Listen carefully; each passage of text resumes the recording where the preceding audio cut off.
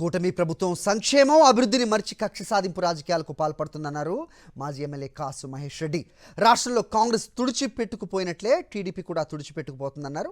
ప్రజలు ఇచ్చిన అధికారాన్ని కూటమి దుర్వినియోగం చేస్తుందన్నారు కాసు మహేష్ రెడ్డి.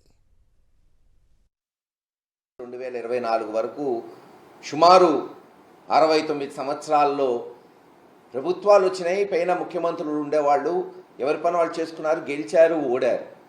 ఎక్కడో గ్రామ లెవెల్లో గొడవలు ఉండేవి. కానీ ఇప్పుడు 2024 నుంచి మీరు గమనిస్తే ప్రతిపక్ష నాయకుడిని అనగదొక్కాలి. ప్రతిపక్ష పార్టీలోని సోషల్ మీడియా వాళ్ళు కావచ్చు, నాయకులు కావచ్చు, ఎమ్మెల్యేలు, మాజీ మంత్రులు, ఎవరైనా మాజీ ఎంపీలు, లేదు ఇప్పుడున్న ఎంపీలు కావచ్చు, ఎమ్మెల్యేలు కావచ్చు, అక్రమ కేసులు పెట్టడం, అక్రమంగా వాళ్ళని జైళ్ళకు పంపించటం, చివరకు ఐఏఎస్ ఐపీఎస్ని కూడా రిటైర్ అయిన వాళ్ళు కావచ్చు, ఇప్పుడు పనిచేస్తున్న వాళ్ళని సస్పెండ్ చేసి వాళ్ళ మీద కేసులు పెట్టి అనగదొక్కాలి.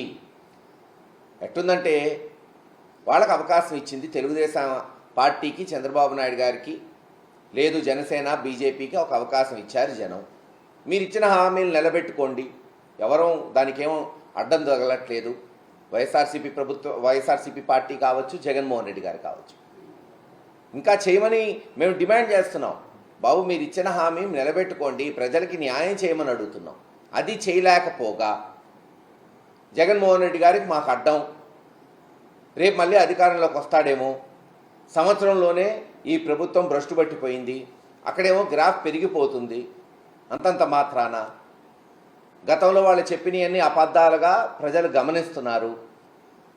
మళ్ళీ జగన్మోహన్ రెడ్డి గారు ఈరోజు మీరు చూస్తున్నారు, ఎక్కడికి పోయినా బ్రహ్మరథం పడుతున్నారు. వాస్తవంగా మొన్న తెలుగుదేశం అనుబంధ ఛానల్లోనే చెప్పారు, చంద్రబాబు నాయుడు గారు ఓడిపోతే మళ్ళీ తేరుకోవడానికి, పార్టీని నిలబెట్టడానికి 2-3 సంవత్సరాలు పట్టింది. అక్కడ తెలంగాణలో కేసీఆర్ గారికి 1-2 సంవత్సరాలు పట్టింది. ఇక్కడ జగన్మోహన్ రెడ్డి గారు 2-3 నెలల్లోనే బ్రహ్మాండంగా తిరుగుతున్నాడు, తిరుగుబాటు చేస్తున్నాడు ప్రభుత్వం మీద అని.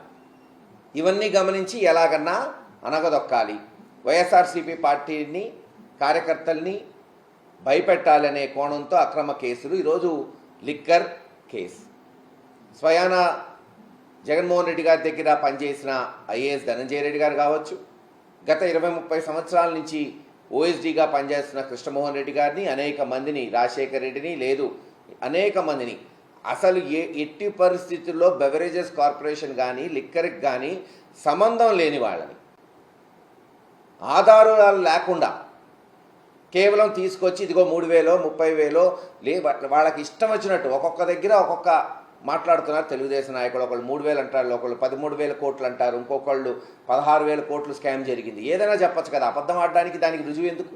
ఎంతైనా చెప్పచ్చు. అలా చెప్తూ ఓ స్కామ్ జరిగింది, ఇదిగో వీళ్ళని అరెస్ట్ చేస్తున్నాం, వాళ్ళని అరెస్ట్ చేస్తున్నాం, ఒక సిట్ వేసాం, ఆ సిట్లో తెలుగుదేశం మరి కనీసం పచ్చ చొక్కా వేసుకోకర్లా, పోలీసులే తెలుగుదేశానికి పనిచేస్తున్నట్టు ముఖ్యమంత్రి పేషి నుంచి ఇదిగో పలానోడిని అరెస్ట్ చేయి, పలానోడిని అరెస్ట్ చేయి, వాళ్ళని అరెస్ట్ చేయటం, కోర్టులో ప్రొడ్యూస్ చేయటం.